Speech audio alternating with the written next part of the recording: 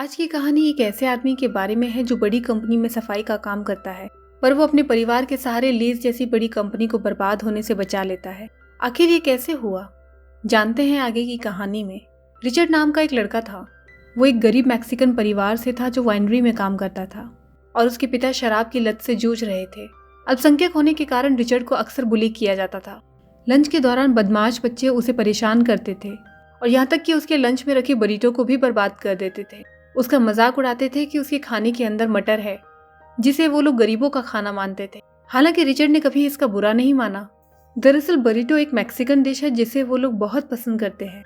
अगले दिन रिचर्ड और ज्यादा बरीटो स्कूल साथ में लेकर जाता है, जिसे उसने अपनी पसंद की लड़की के साथ साझा किया। यहाँ तक कि उसने एक बदमाश बच्चे को भी बरीटो टेस्ट करने के लिए मना लिया और उस बदमाश को खाने का टेस्ट बहुत पसंद आया।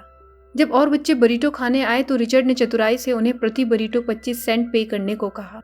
इसके बाद वो सक्सेसफुली बरीटो की सेल को बढ़ाता गया, जो लोगों को बहुत पसंद आ रहा था। आखिरकार रिचर्ड ने चॉकलेट खरीदने के लिए पैसे जमा कर ही लिए। वो उस लड़की को देना चाहता था जिसे वो पसंद करता था। वो एक स्टोर में जाता है जहां वो चॉकलेट खरीदना चाहता है। उसके पास इतने सारे पैसे होने की वजह से लोगों की नजर में आ जाता है और पुलिस उसे पकड़ लेती है। 1960 के दशक में मैक्सिकन को नीची नजर से देखा जाता था, पर इन सब बातों से रिचर्ड अनजान था। रिचर्ड को पुलिस ने गलत तरीके से गिरफ्तार किया। उसके साथ एक अपराधी जैसा व्यवहार किया गया। इस अनुभव ने उस पर गहरा असर छोड़ा और जिसकी वजह से वो एक अपराधी बन गया।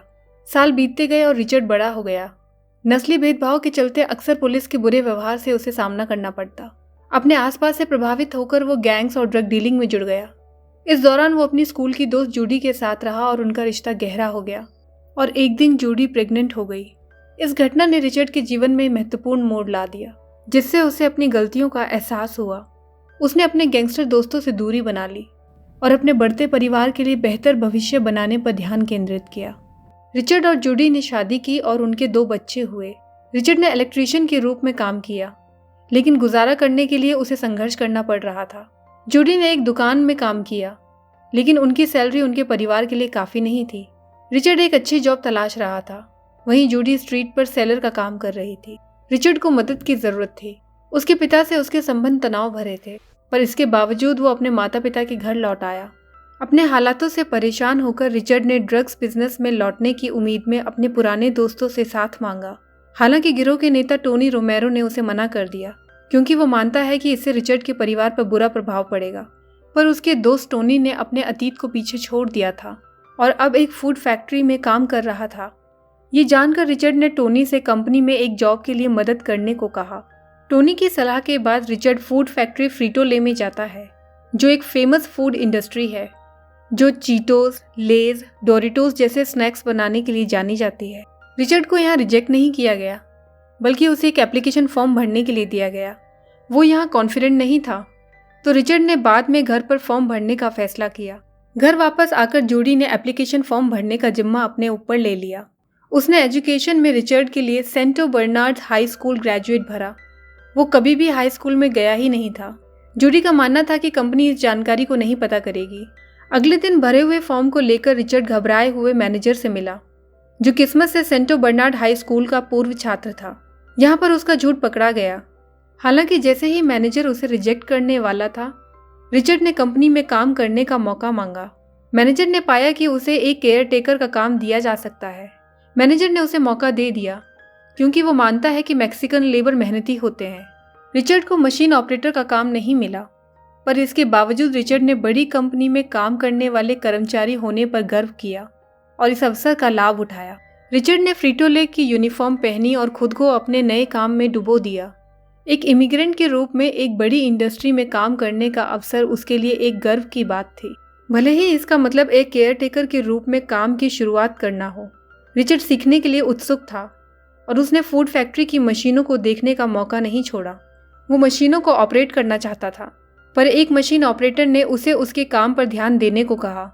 रिचर्ड ने अपने गुस्से पर नियंत्रण रखा, ये जानते हुए कि परेशानी पैदा करने से उसका करियर खतरे में पड़ सकता है। एक दिन रिचर्ड का सामना एक मशीन ऑपरेटर क्लैरेंस बेकर से हुआ। रिचर्ड ने तुरंत मशीनरी में इंटरेस्ट के बारे में क्लैरेंस को बताया, जिसने रिचर्ड के वास्तविक जुनून को पहचाना। क्लैरेंस ने खुद से मशीनों की जानकारी हासिल की थी और रिचर्ड को सिखाने के लिए मान गया। रोजाना रिचर्ड क्लैरेंस पर सवालों की बौछार कर देता और सफाई के काम को पूरी मेहनत से करता। उन दोनों की दोस्ती बढ़ती गई और रिचर्ड ने क्लैरेंस से मिले सारे मशीनी ज्ञान को समझ लिया। हालांकि एक दिन उनकी बातचीत में रुकावट आ गई जब टोनी ने आकर उनकी बातचीत रोक दी। रिचर्ड ने अपने मित्र के बुरे व्यवहार के लिए क्लैरेंस से माफी मांगी। कैफेटेरिया में टोनी ने रिचर्ड को समझाया कि उसके जैसे निचले स्तर के कर्मचारियों को अपनी स्थिति सुरक्षित रखने के लिए बड़े रैंकिंग वाले कर्मचारियों के साथ बातचीत नहीं करनी चाहिए। टोनी ने खुलासा किया कि क्लैरेंस सबसे अनुभवी मशीन ऑपरेटर है, पर इसके बावजूद नस्लीय भेदभाव के कारण कभी भी उसका प्लांट मैनेजर के तौर पर प्रमोशन नहीं किया गया। इसके बाद रिचर्ड ने क्लैरेंस से सीखने के संकल्प को बढ़ावा दिया। हालांकि वो अपनी केयर टेकर की नौकरी के लिए आभारी है, पर वो हमेशा ऐसा रहना नहीं चाहता। रिचर्ड ने सफलता का सपना देखा। पेप्सिको के सीईओ रॉजर एनरिको की तरह बनने की ख्वाहिश रखी, जो उस वक्त कोको कोला कंपनी की राइवल कंपनी थी। संयोग से फ्रीटो ले कंपनी अभी भी पेप्सी कंपनी की होल्डिंग कंपनी के अधीन थी। रिचर्ड क्लैरेंस के साथ अपनी दोस्ती को मजबूत रखना चाहता है। इसके लिए रिचर्ड ने क्लैरेंस को मैक्सिकन खाने की रिश्वत दी। क्लैरेंस ने रिचर्ड के इरादों को समझा और उसे सलाह देना जारी रखा, क्योंकि वो समझ गया कि रिचर्ड एक अच्छी पोजीशन पाना चाहता है। हर दिन रिचर्ड अपने सफाई के काम को करते हुए क्लैरेंस से मशीनों का ज्ञान प्राप्त करता। वो जितने सवाल करता क्लैरेंस उसे उतने जवाब देता। वो ज्यादातर वक्त फैक्ट्री में ही बिताता, यहाँ तक कि वो घर भी कुछ देर के लिए ही जाता था। रिचर्ड की मेहनत को देखते हुए उसे एम्प्लॉय ऑफ द मंथ का अवार्ड दिया गया। हालांकि जीवन में वैसा नहीं हुआ जैसा रिचर्ड को उम्मीद थी। रोनाल्ड रीगन के अमेरिकी राष्ट्रपति बनने के साथ देश में आर्थिक मंदी आ गई और फ्रीटो ले को अपने कर्मचारियों को कम करना पड़ा। रिचर्ड अपनी नौकरी बनाए रखने में कामयाब रहा, लेकिन उनके काम के घंटे कम कर दिए गए।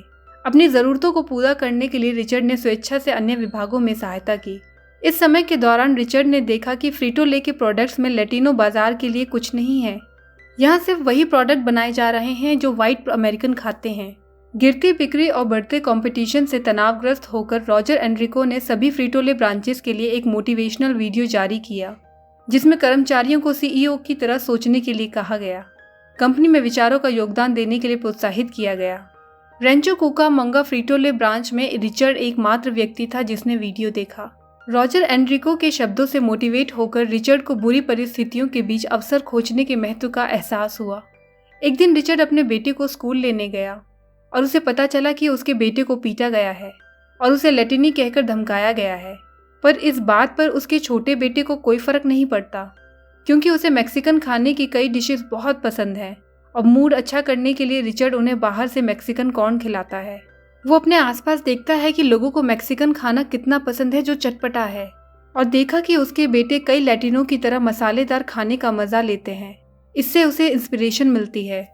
घर वापस आकर रिचर्ड ने अपना आइडिया जूडी को बताया।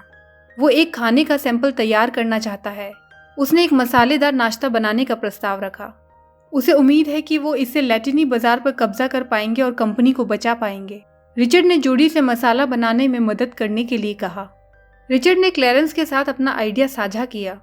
उसका मानना था कि इससे वो कंपनी को बचा सकता है। उसने टेस्टिंग के लिए कुछ रॉ मटेरियल को घर ले जाने की अनुमति मांगी। वो एक सैंपल तैयार करना चाहता था जिसमें उसके मसाले मिलाकर एक नया प्रोडक्ट बनाया जाए। उसके बाद वो एक पास की दुकान में मैक्सिकन मसाले इकट्ठा करने की खोज में निकल पड़े। उन्होंने कई प्रयोग किए जब तक कि उन्हें सही टेस्ट नहीं मिल जाता। रिचर्ड को पता नहीं था कि फ्रीटो ले की रिसर्च टीम इसी आइडिया पर काम कर रही थी, पर उनके प्रोडक्ट में सिर्फ केमिकल थे। रिचर्ड के असली प्राकृतिक मसालों के उपयोग ने एक अलग ही स्वाद दिया। अपने बेहतरीन मसालों के मिश्रण का उपयोग करके उसने एक स्नैक्स के सैंपल को तैयार किया और उनका सैंपल इतना बेहतरीन तैयार हुआ कि उनका बेटा उस टेस्ट का आदी हो गया। रिचर्ड अगले दिन काम पर गया, जहां पर उसने देखा कि आर्थिक मंदी के चलते लोगों को निकाला जा रहा था। इस मौके पर रिचर्ड ने मैनेजर से बात की कि उसे अपना आइडिया बताया और कहा कि रॉजर एनरिको से वो बात करे, पर उसने बात करने से मना कर दिया क्योंकि एक केयरटेकर की बात सीईओ क्यों सुनेगा। उस रात जब सब लोग चले गए, वो मैनेजर के ऑफिस में जाता है और वहां से सीईओ के ऑफिस का नंबर निकाल लेता है और अगले दिन वो उस नंबर पर कॉल करता है। फोन उठाने पर सेक्रेटरी हैरान है कि एक लोअर क्लास का आदमी सीधा सीईओ से बात करना चाहता है। कंपनी की हालत को देखते हुए और रिचर्ड की कंपनी के लिए मंशाओं को समझते हुए वो कॉल को सीधा सीईओ को ट्रांसफर कर देती है। रिचर्ड सीईओ को अपने आइडिया के बारे में बताता है और उसे बताता है कि वो एक मैक्सिकन है और हर मैक्सिकन की तरह उसे भी स्नैक्स खाना बहुत पसंद है जो बहुत स्पाइसी होते हैं। वो बताता है कि मैक्सिकन को स्पाइसी खाना बहुत पसंद है और वो बताता है कि उसने खुद से मसाले बनाए हैं जो कंपनी के बनाए हुए प्रोडक्ट में मिलाए जा सकते हैं, जिससे उसका टेस्ट और अच्छा हो जाता है। जब रॉजर को पता चला कि रिचर्ड को ये काम करने की प्रेरणा उसके वीडियो से मिली है, तो रॉजर उसके बनाए हुए सैंपल को टेस्ट करने के लिए राजी हो जाता है। उसे वो सैंपल मिल भी जाता है जो टेस्ट करने पर बहुत तीखा है, पर उसका टेस्ट लाजवाब है कि जिससे उसका कोई आदी हो जाए। रॉजर रिचर्ड को कॉल करता है और उसे बताता है कि उसे उसका आइडिया बहुत पसंद आया और उसे कहा कि वो 2 हफ्ते बाद ब्रांच में मिलेगा और नए आइडिया पर उससे बात करेगा। अपने सीईओ के आने की खबर से मैनेजर परेशान हो जाता है क्योंकि उसका मानना है कि उसके आइडिया पे काम करने से पैसा और संसाधन दोनों बर्बाद होंगे। अगर ये आइडिया काम नहीं करा तो इस कंपनी में बचे हुए लोगों को भी निकालना पड़ सकता है। मैनेजर के हिसाब से एक केयर टेकर दर्जे के आदमी को सीईओ लेवल से बात नहीं करनी चाहिए थी। रिचर्ड सारी बातों से परेशान है। उसे डर है कि उसकी वजह से कहीं कंपनी में बाकी लोगों की नौकरी न चली जाए। जूडी उसे समझाती है और उसे निराश होने नहीं देती। वो उसे उसकी प्रेजेंटेशन पर काम करने को कहती है जो उसे सीईओ को देनी है। दोनों लाइब्रेरी में जाते हैं और कई सारी किताबें पढ़ते हैं और रिसर्च करते हैं जिससे उसकी प्रेजेंटेशन अच्छी जाए। वहीं क्लेरेंस उसे प्रेजेंटेशन में बात करने का तरीका बताता है। रॉजर एनरिको अपनी टीम के साथ फैक्ट्री पहुंच जाता है। रिचर्ड प्रेजेंटेशन देने की कोशिश करता है जिसमें वो कामयाब नहीं होता। आखिर में वो प्रेजेंटेशन वैसे देता है जैसे वो देना चाहता था। वो बताता है कि लैटिनो को उनके बनाए हुए प्रोडक्ट बोरिंग लगते हैं क्योंकि लैटिनो बहुत सारे मसाले और अलग अलग टेस्ट को पसंद करते हैं। वो उनका ध्यान लैटिनो मार्केट की तरफ लेकर जाता है जिनकी तरफ अब तक देखा नहीं गया था। वहीं बैठी हुई टीम ने उसे नीचा दिखाने की पूरी कोशिश की, पर इसके बावजूद रिचर्ड के आइडिया को सीईओ ने समझ लिया और उसमें निवेश करने का फैसला किया। शुरुआत में 5000 पैकेट को टेस्ट के रूप में मार्केट में उतारा गया जिसमें उन्होंने चीटोस फ्लेमिंग हॉट नाम दिया। मार्केट में कई दिन तक प्रोडक्ट रखा रहा पर लोगों ने उसे हाथ भी नहीं लगाया। जेम्स जो कंपनी का एग्जीक्यूटिव है उसने एक्सपेरिमेंट पर रोक लगाने को कहा। रिचर्ड और मैनेजर ने उसे ऐसा करने से मना किया और 1 हफ्ते का वक्त मांगा। इस परिस्थिति से वो बहुत ज़्यादा परेशान है। उसे खुद की काबिलियत पर शक होने लगा है। उसे लगता है कि कंपनी के लिए कोई डिसीजन लेना उसकी काबिलियत के बाहर है। क्लेरेंस उसे समझाता है कि सब भूल जाओ और हार मत मानो। रिचर्ड घर में आता है। वो तब भी परेशान है, पर तभी उसका बेटा आता है और कहता है कि उसने कभी चीटोस फ्लेमिंग हॉट का विज्ञापन नहीं देखा। अगले दिन रिचर्ड अपनी पुरानी गैंग और टोनी के पास जाता है। वो कहता है कि वो टोनी को उसकी जॉब वापस दिला देगा अगर वो उसकी मदद करे। सभी लोग रिचर्ड के साथ फैक्ट्री में आ जाते हैं। वो सबको बताता है कि कंपनी में बनाया नया प्रोडक्ट जल्द ही बंद कर दिया जाएगा। ऐसा ना हो और सबकी नौकरी बनी रहे, इसलिए आप सबकी मदद चाहिए। सेल नहीं हो पा रही है क्योंकि लोगों को इसके बारे में पता नहीं है। मार्केटिंग करने के लिए उनके पास जो अब चीटोस बचे हुए हैं उसे लैटिनो कम्युनिटी में बांटना होगा ताकि वो टेस्ट करें और उसे पसंद करें। सभी लोगों की मदद से सारे डब्बों को गाड़ियों में भर दिया जाता है और आसपास के सभी लैटिनोज में बांटा जाता है। उन्हें उम्मीद है कि ये उनकी सेल्स को बढ़ा देगा। इसके अलावा रिचर्ड अपने बच्चों के साथ मार्केट में रखे हुए चीटोस को खरीदता है जिसे देख और भी ग्राहक चीटोस को खरीदने और ट्राई करने पर मजबूर हो जाते हैं। ऐसा करने से उनकी सेल्स तेजी से बढ़ने लगती है। रिचर्ड का मार्केटिंग का आइडिया काम कर जाता है। सीईओ भी इस खबर से बहुत खुश है और वो रिचर्ड को कांटेक्ट करता है और उसे 5 मिलियन चीटोस को इमीडिएटली बनाने का ऑर्डर देता है जो उनकी ही ब्रांच में तैयार किए जाने हैं। ये सुन वो हैरान रह जाता है। ये रिचर्ड और वहाँ के सभी लोगों के लिए एक खुशखबरी थी। जल्द से जल्द प्रोडक्शन को तैयार करने के लिए जिन लोगों को फैक्ट्री से निकाला गया था उन्हें काम पर वापस बुला लिया गया, जिसमें टोनी भी शामिल है। अब पूरी रफ्तार से चीटोस मार्केट में अपनी जगह बनाने को तैयार हैं।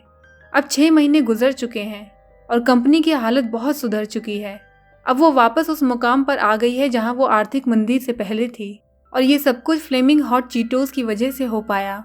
क्लेरेंस को आखिरकार नए प्लांट मैनेजर के तौर पर प्रमोशन मिल गया जिसके लिए उसने सालों से इंतजार किया। रिचर्ड को भी उम्मीद है कि शायद उसे भी मशीन ऑपरेटर के तौर पर प्रमोट किया जाएगा, पर उसे अभी तक बनाया नहीं गया था। पर उसी दिन अचानक रॉबर्ट एनरिको ब्रांच में आता है और रिचर्ड को प्रमोशन देकर सरप्राइज कर देता है। उसे वो मशीन ऑपरेटर नहीं बनाना चाहता, बल्कि वो रिचर्ड को director of cross cultural marketing बनाता है। रॉजर चाहता है कि रिचर्ड अपने लोकल टेस्ट के आधार पर चीटोस के नए प्रोडक्ट तैयार करे। यहाँ लोग रिचर्ड के प्रमोशन से बहुत खुश होते हैं। क्योंकि वो जानते हैं कि रिचर्ड ने कंपनी में कितना योगदान दिया है और उसकी वजह से कंपनी और उनकी नौकरी बच पाई है। जूडी प्रमोशन की खबर से शॉक्ड रह जाती है कि उसके पति को सीधा डायरेक्टर बना दिया गया है। तब से रिचर्ड ने काम करना जारी रखा और कई नए प्रोडक्ट आइडिया पर काम किया, जिससे फ्रीटो-ले कंपनी को कई बहुत सारे नए कस्टमर मिले। रिचर्ड को गॉडफादर ऑफ लैटिनो मार्केटिंग कहा जाने लगा और उसे फ्रीटो-ले कंपनी में टॉप एग्जीक्यूटिव बनाया गया। साल 2019 में 42 साल बाद रिचर्ड कंपनी से रिटायर हो गया।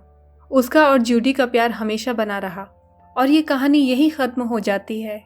इस कहानी के बारे में अपने कमेंट्स हमसे ज़रूर शेयर कीजिएगा। मिलते हैं आपसे अगले वीडियो में। तब तक अपना और अपनों का ख्याल रखिए। बाय बाय दोस्तों।